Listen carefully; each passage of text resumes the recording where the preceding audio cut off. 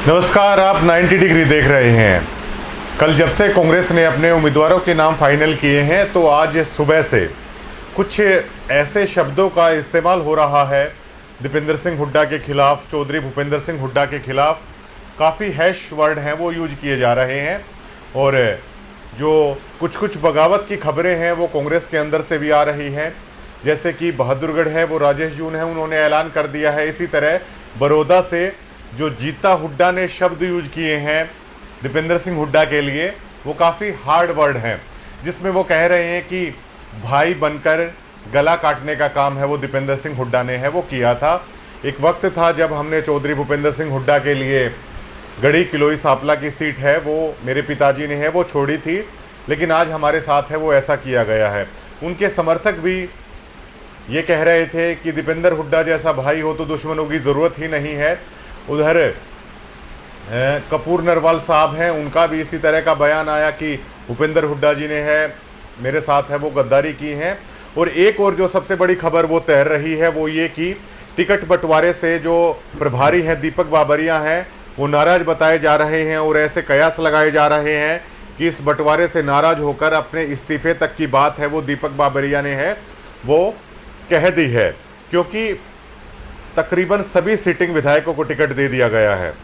आपको याद होगा बड़ा प्रचार कांग्रेस की तरफ से हुआ था, प्रभारी लगातार ये बयान दे रहे थे, खुद दीपेंद्र ये बयान दे रहे थे सर्वे के आधार पर टिकटें दी जाएंगी, जो उपयुक्त माकूल जो उम्मीदवार हैं उनको टिकट दी जाएंगी। लेकिन ऐसा लग रहा है कि ये केवल बरगलाने की कवायद मात्र थी, इन नियमों को पालन है वो कम से कम है नहीं किया गया। जाने माने पत्रकार श्याम अहलावत मेरे साथ हैं, उनसे इस मुद्दे की बारीकी है वो समझने की कोशिश करेंगे। अहलावत साहब, कुछ ऐसे शब्द हैं, हैश वर्ड है दीपेंद्र हुड्डा और चौधरी भूपेंद्र सिंह हुड्डा के खिलाफ हैं वो यूज किए जा रहे हैं। जीता हुड्डा ने जिस तरीके से कहा कि दीपेंद्र हुड्डा ने भाई बनकर गला काटने का काम किया है, कपूर नरवाल साहब ने ये कहा कि भूपेंद्र हुड्डा ने है वो हमारे साथ गद्दारी की है, बहादुरगढ़ से राजेश जून ने है वो ऐलान कर दिया है। तो इसे छिटपुट विरोध कहेंगे या ये तीखी बात है जो बोली जा रही है, और इन बातों में कितना दम है, क्या प्रभाव पड़ेगा इन बातों का? देखिए, एक वो कहावत है कि अरदास पूरी ना होने पर खुदा बदल दिए जाते हैं। ये तो टिकट की बात है जी। जब सामान्य तौर पर हम देखते हैं, हमें जहाँ से बहुत ज़्यादा इच्छाएं होती हैं, अपेक्षाएं होती हैं कि मेरा यहाँ एक विशेष स्थान है और उस विशेष स्थान के अनुसार हम अपना हक भी ज़्यादा जताने लग जाते हैं, और वो हक जब हमें नहीं मिल पाता है तो उसका रिएक्शन आता है, जो साइंस की भाषा में कहते हैं कि एक्शन का रिएक्शन। तो ये एक्शन का रिएक्शन है। ये जो विरोध है, मैं ये मानता हूँ कि जो ये विरोध है ये बहुत कम है। अगर ये जो विरोध की स्थिति है, अगर ये जो सिटिंग गेटिंग का अगर फॉर्मूला ना होता तो मेरे हिसाब से कहीं और ज़्यादा होता और ये और ज़्यादा घातक होता। वो मैं घातक होने का मैं पर्याय क्यों मान रहा हूँ, क्योंकि देखिए आज जो विधायक हैं उनकी जो एक वर्कर संख्या है वो एक बड़ा आंकड़ा है। अगर उनकी नाराज़गी ज़्यादा होती, एक तो जो स्थायी हैं पहले स्थापित हो चुके हैं, एक तो स्थापित को उखाड़ के फेंकना, एक जो उखाड़ के फेंक कर नया लगाना। जैसे हम एक पौधा लगाते हैं, हर कोई पौधा धान का पौधा नहीं हो सकता कि एक जगह से उखाड़ के दूसरी जगह लगा दिया तो ज़्यादा फल देगा। बहुत से पौधे सूख भी जाया करते हैं उखाड़ के लगाने के चक्कर में। तो ये जो चीज़ है, आज जो कांग्रेस पार्टी ने जो टिकटों का वितरण किया है सिटिंग और गेटिंग को देके, ये कहीं ना कहीं मैं ये मानता हूँ कि चौधरी भूपेंद्र सिंह हुड्डा की एक दूरदर्शी सोच है। वो दूरदर्शी सोच क्यों आई है? वो जो भारतीय जनता पार्टी में जो विद्रोह हुआ, जो घंटों के हिसाब से सैकड़ों में इस्तीफे आए, उन्होंने उससे सबक लिया है और उस सबक के आधार पे ही उन्होंने ये फैसला लिया कि जो सीटिंग हैं उन्हीं को दे दिया जाए। नहीं तो एक स्थिति ये है, आप किसी भी विधानसभा में आप देखें, अगर पूरे प्रदेश की बात करें तो करीब 2500 जो है आवेदन आए हैं कांग्रेस पार्टी के पास अलग अलग जो है विधानसभाओं से, तो वो 15 से 20 का आंकड़ा कम से कम आ रहा है विधानसभा पे। अगर हम इस आंकड़े को देखें और सीटिंग गेटिंग का ना फॉर्मूला ना रखते, आज जो है वो 18 में से एक आदमी या 15 में से एक आदमी विरोध के लाइन पे आया है। लेकिन अगर विधायक जो आज सीटिंग है, अगर उसकी टिकट काट के जाती तो 18 में से जो 20 हैं तो 19 लोग उसके विरोध में खड़े होते, ना कि एक। हो अच्छा। सकता है वो प्रत्यक्ष रूप से परोक्ष रूप से वो विरोध में हों, लेकिन वो प्रत्यक्ष नहीं है, और प्रत्यक्ष नहीं होंगे तो इतना नुकसान नहीं कर पाएंगे। अच्छा, आप ये बताइए कि उम्मीद थी कुछ लोगों को, सीरियस उम्मीद थी कि कुछ सिटिंग विधायक हैं वो बदले जा सकते हैं, तो ऐसे में उनसे जब अगर आप भी बात करने की कोशिश करेंगे तो वो लोग ये कह रहे हैं कि कांग्रेस में सीटिंग गेटिंग का फॉर्मूला खत्म करने की एक ही चीज है कि हम नीचे नीचे हैं, इनको हरवाने का काम करें तो वो ज्यादा है, वो अच्छा रहेगा। क्या ऐसा नीचे नीचे कुछ भीतरघात कांग्रेस को, क्योंकि अब तो स्पष्ट हो चला है, चलिए अब की बार 28 सीटिंग गेटिंग है, कांग्रेस सत्ता की दहलीज पर है, अगली बार हो सकता है 55 सीटिंग हो सकता है 60 है वो सीटिंग हो, तो कहीं ना कहीं कांग्रेस के अन्य लोगों को ये डर सता रहा है कि ये सीटिंग गेटिंग आगे है, वो बढ़ने वाली है, आगे है, कम होने की उम्मीद नहीं है। क्या नीचे नीचे खिलाफत करेंगे इन सीटिंग विधायकों की अब की बार लोग? देखिए, विरोध हमेशा होता रहा है, ये नई बात नहीं है। ये सीटिंग गेटिंग जो तो आप जैसे मान रहे हैं 28 हैं, लेकिन सीटें तो 90 हैं।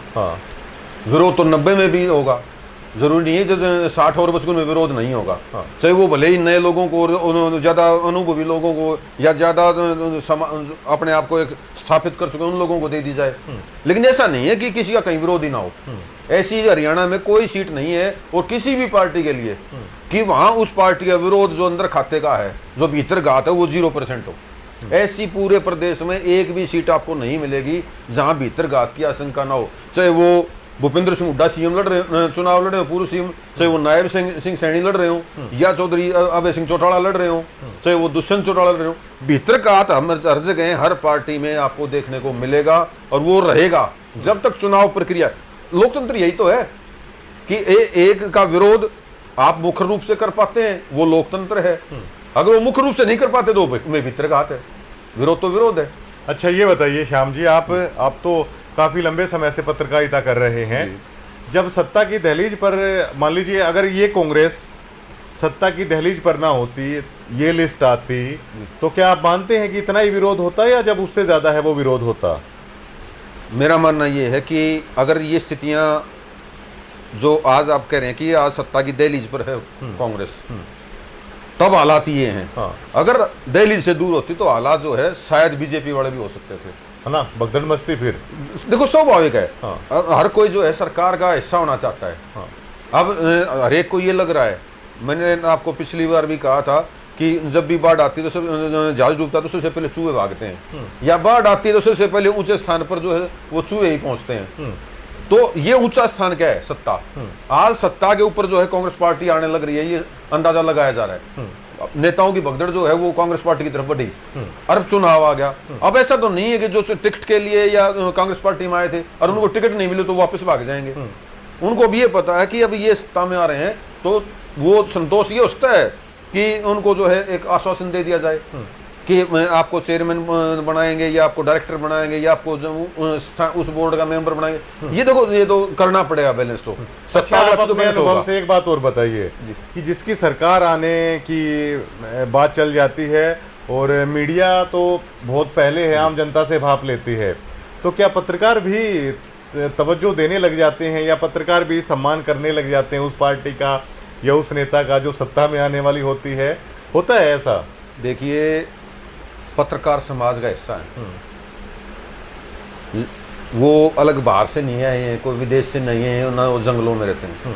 समाज का हिस्सा होने की वजह से हम सामाजिक प्राणी हैं, और वो कहीं ना कहीं देखो हर चीज़ का एक सत्ता विरोधी होकर चलना। हम घर में ही हैं, मैं बाहर सत्ता की उनकी बात करता हूँ। अगर हमारे घर का मुखिया जो है, अगर वो कोई बात कह रहा है तो ऐसा नहीं कि हर एक बच्चा उसको नहीं कहना नहीं मैं ये नहीं करूँगा। वो नादानी में तो कह सकता है, लेकिन अगर वो समझ रहा है तो वो ये कहेगा नहीं, अगर बुजुर्ग कह रहा है ठीक कह रहा होगा।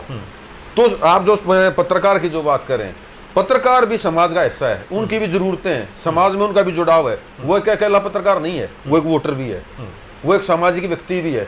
तो समाज में जो उसकी जिम्मेदारी है, जो वो परिवार की जिम्मेदारी है, चाहे समाज की जिम्मेदारियां हैं, या वो उनके जो उनके संगठन हैं, जिस संस्थानों में वो काम करते हैं, संस्थान की भी मार्केटिंग की प्रॉब्लम आती है। एक बार ऐसा समय आया था कि एक पत्रकार, एक अखबार है, वो सरकार विरोधी खबरें छापने लग गया। पुराने समय की बातें हैं, चौधरी भूपेंद्र सिंह हुड्डा के टाइम की, तो उनका विज्ञापन बिल्कुल से कट हो गया था, फिर मजबूरी हो गई, तो उनकी मजबूरी होगी वापस आना। क्या करें जी। उससे पहले चौटाला साहब के समय भी ऐसा हुआ था, भजनलाल के समय भी ऐसा था कि जो सत्ता विरोधी, आपने देखा होगा एनडीटीवी, हाँ। एनडीटीवी जब भारतीय जनता पार्टी के विरोध में चल रहा था, हाँ। तो उनके सब कुछ विज्ञापन वगैरह सब कुछ बंद। वो मोबाइल रिपोर्टिंग पे आ गए थे बेचारे, जो लाखों के कैमरे यूज होने वाले बड़े बड़े स्टूडियो वाले थे, वो मोबाइल रिपोर्टिंग पे आ गए थे। तो जो सत्ता के खिलाफ जो है, वो चाहे पत्रकार है, चाहे वो समाज का कोई भी हिस्सा है, वो सत्ता से बाहर नहीं है। क्योंकि हम समाज में जुड़े रहने के लिए या समाज में अपनी एक स्थिति बनाए रखने के लिए वो कहीं ना कहीं नरम पड़ना पड़ता है। चाहे वो मार्केटिंग के फंडे कह लो आप, जैसे मैंने कहा कि संस्थान है, संस्थान अगर आप उसकी कोई मार्केटिंग प्रभावित हो रही है तो वो पत्रकार को कहेगा भाई आपकी वजह से मेरी मार्केटिंग खराब हो रही है, मेरा जो क्योंकि अखबार कैसे चलता है, विज्ञापन से। विज्ञापन कहाँ से आता है? लाखों करोड़ों का विज्ञापन सरकार देती है। ये नहीं है कि मेरा एक नाम परिवर्तन बेदखली या 500 रुपए की या 10,000 रुपए की 20,000 रुपए की ऐड किसी नेता ने दे दी, उससे अखबार चल रहा है। अखबार बड़ी विज्ञापन से चलते हैं। आम लोग शायद इन बातों को नहीं समझते, इसलिए बिकाऊ पत्रकार है, कुछ भी कह देते हैं। आम लोग तो कमेंट में भी लिख देते हैं, वो शायद इतना डीपली है नहीं समझते। जो आप बिकाऊ पत्रकार की कह रहे हैं, हाँ। आप बिल्कुल ठीक कह रहे हैं। ये टिप्पणियां आमतौर पे आती हैं, हाँ। और वो कब आती हैं? जब एक पार्टी के लिए आप कोई पॉजिटिव पत्रकारिता कर रहे हैं, हाँ। या आप बैलेंस कर रहे हैं, लेकिन सामने वाला मान लो मैं कांग्रेसी हूँ, हाँ। तो अगर आप जो बीजेपी की आगे एक नॉर्मल स्टोरी तैयार करें, हाँ। तो कांग्रेस होने के नाते मुझे ये महसूस होगा ये तो पॉजिटिव कर रहा है, हाँ। तो मैं आपको गालियां ही दूंगा, हाँ। लेकिन जो एक वो मैं आपको वही कर रहा हूँ, जो हम सामाजिक व्यक्ति हैं हमें बैलेंस करके चलना पड़ता है। दूसरी बात जो कहीं बिकाऊ, हाँ। अगर पत्रकार बिकाऊ है तो फिर वोटर 500 रुपए में 1,000 रुपए में क्यों बिकती है? क्या एक वोटर बिकाऊ नहीं हो जाता है उस टाइम पे? क्या शराब की बोतलें नहीं बांटी जाती हैं? क्या रातों रात लोगों को पैसा नहीं दिया जाता है? जब पत्रकार उसी समाज से है, उसी चीज से है, तो उसको बिकाऊ क्यों कह रहे हैं? फिर आप उसको भी वो बिकाऊ कहिए ना, जो एक 100 आदमियों का सिर बेच देता है। अगर ये 100 व्यक्ति मेरे पास खड़े हैं, मैं इस समाज का नेता हूँ, आप जो मेरे कहने से ये वोटें डालेंगी, वो मैं पैसे में, हर एक चीज पैसे में नहीं तुलती है। जो आप कह रहे हैं वो पैसे की चीज नहीं है। पैसा जरूरी नहीं है कि बिकने के लिए पैसा ही चाहिए। बिकने के लिए जुबानी भी क्या आधार पर आदमी भी बिक सकता है। वो क्या नहीं करें, बिकना हो तो बोल में बिक जा, ना बिकना हो तो करोड़ा में रह जा। अच्छा, आपने तो हुड्डा साहब का पहला 10 साल का राज है देखा है, उस राज के दरमियान भी पत्रकारिता की है।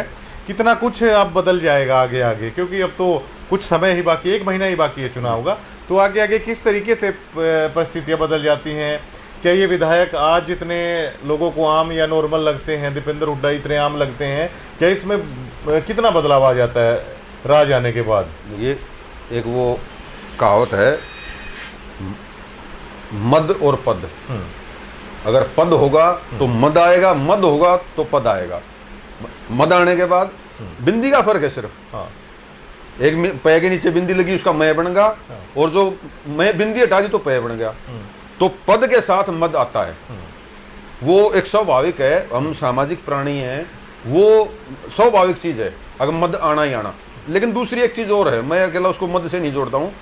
हमारी इच्छाएं जो हैं, जो मैंने आपको कहा कि अपेक्षाएं आमतौर पे, अब जैसे आपने दीपेंद्र हुड्डा या विधायकों का या भूपेंद्र हुड्डा का नाम लिया, अब झज्जर लोग तक लोग हैं, उनको दीपेंद्र हुड्डा भूपेंद्र हुड्डा से ज्यादा जो है अपेक्षाएं हैं, हाँ। करनाल के लोगों को मनोहर लाल खट्टर से ज्यादा अपेक्षाएं हैं, सिरसा फतेहाबाद के लोगों को अभय चौटाला जी से ज्यादा अपेक्षाएं हैं।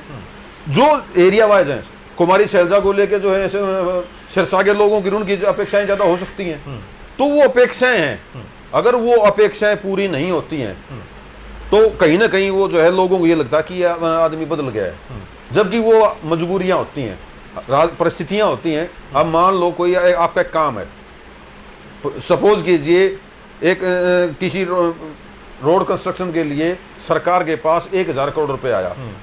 अगर चौधरी भूपेंद्र सिंह हुड्डा मान लो मुख्यमंत्री बनते हैं और वो रोड कंस्ट्रक्शन का काम इसरो तक जैसे सोनीपत में ज्यादा हो जाता है, सेंट्रल गवर्नमेंट से कोई पैसा आया, तो सिरसा फतेहाबाद वाले क्या कहेंगे? हुड्डा साहब ने काम नहीं कर रहे भाई, भेदभाव हो रहा है हमारे साथ, हाँ। तो ये जो भेदभाव की चीजें हैं, ये तो आरोप लगने तय होते हैं।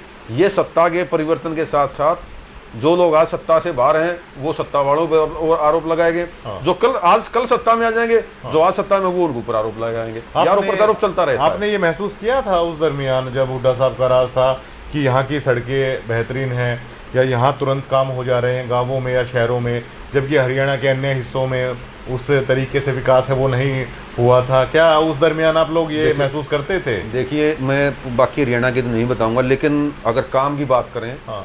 तो इसमें कोई दो राय नहीं है कि चौधरी भूपेंद्र सिंह हुड्डा के टाइम पर यह काम हुआ। हाँ। आप भी पिछले कई सालों से पत्रकारिता में हैं। झज्जर से बहादुरगढ़ रोड पिछले कई साल से टूटा हुआ है। ये चौधरी भूपेंद्र सिंह हुड्डा के टाइम में बना था।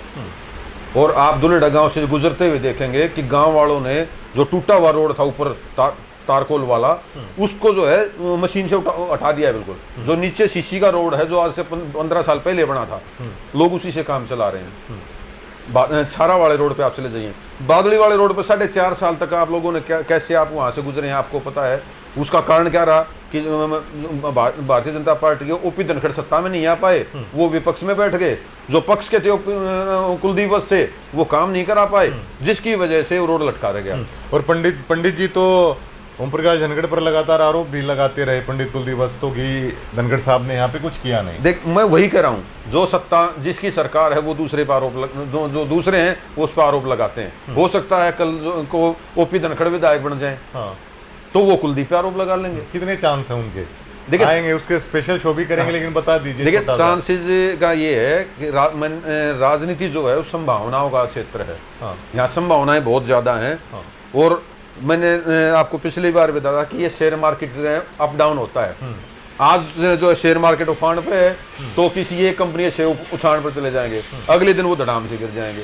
तो एक आदमी का एक भाषण या एक वाक्य या एक चीज जो है वही जो है परिस्थितियां बदल देंगे। फिलहाल शेयर ऊपर है धनखड़ साहब का, आज के दिन तो लग रहा है, आज के दिन लग रहा है। तो श्याम जी से ये कुछ बीच में मैंने ये अनुभव भी है, ये इन्होंने अपना शेयर कर दिया। अच्छा, अब राजनीति उस पर आ जाइए। सभी सिटिंग विधायकों को टिकट दे दी गई है। आपके झज्जर जिले में भी कई डिजर्विंग लोग थे और आप देख रहे हैं कई सालों से वो राजनीति कर रहे थे।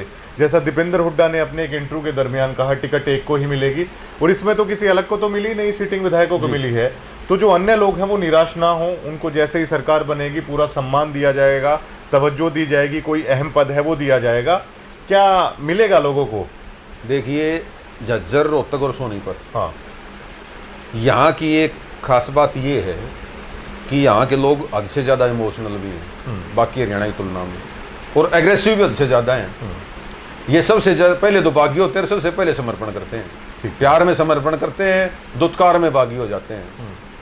तो लेकिन जो सांसद दीपेंद्र हुड्डा की आप बात करें कि उनको एडजस्ट कर पाएंगे नहीं कर पाएंगे, हाँ, और वो उससे संतुष्ट हो पाएंगे नहीं हो पाएंगे।